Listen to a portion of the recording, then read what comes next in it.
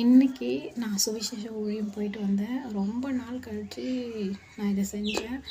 என்னால் சுவிசேஷம் சொல்ல முடியல. அநேக நாட்கள் நான் காலத்தை வீணாக்கிட்டு இருந்தேன். ஆனால் ஒரு வார்த்தை மூலமாக ஆண்டவர் எனக்கு உணர்வை கொடுத்தாரு. அந்த உணர்வின் அடிப்படையில் நான் சுவிசேஷம் சொல்லிட்டு வந்தேன். ஏசாயா 59 ஒருவரும் இல்லை என்று கண்டு விண்ணப்பம் பண்ணுகிறவன் இல்லை என்று ஆச்சரியப்பட்டார். ஆதலால் அவருடைய புயமே அவருக்கு ரட்சிப்பாகி அவருடைய நீதியை அவரை தாங்குகிறது. ஆண்டவர் கெத்செமனே தோட்டத்தில் தன்னோடு கூட ஜெபிப்பதற்காக 3 சிஷ்யர்களை கூட்டி கொண்டு போனார். அவர் எதிர்பார்த்தார் அவர்களோ கூட சேர்ந்து ஜெபிப்பாங்கன்னு. ஆனால் அவங்க ஜெபிக்கலை. ஆண்டவரே தான் அவருக்காக ஜெபிச்சார். அதே போல் தான் இன்றைக்கும் நம்ம கூட யாருனா வருவாங்களா, நம்ம சுவிசேஷ ஊழியம் செய்யலாமா அப்படின்னு நம்ம யோசிக்கிறோம். இல்லை, நாமளே தான் எழுந்து தேவனுடைய ராஜ்யத்தை கட்டணும்.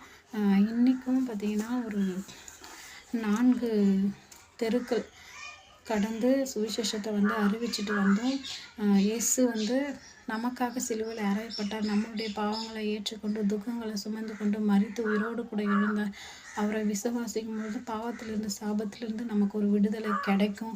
இயேசு தான் பரலோகத்துக்கு போக ஒரே வழி, சத்தியம், ஜீவன் அப்படின்ற அப்படி அந்த வார்த்தைகளை ஒவ்வொருவருக்கும் சொல்லும்படி தேவன் கிருபை பாராட்டினார். இந்த வார்த்தைகளின் மூலமாக ஆண்டவர் என்னை எழுப்பினார். நாமளும் யாருமே வரலையேன்னு தாமதிக்காமல் ஆவியானவர் நம்ம கூட இருக்கிறாரு. அவருடைய துணையோடு கூட சுவிசேஷத்தை எழும்பி தீவிரமாய் பிரசங்கிப்போம். ஏன்னா அது நம்மேல் விழுந்த கடமையாக இருக்கிறது. ஆமென்.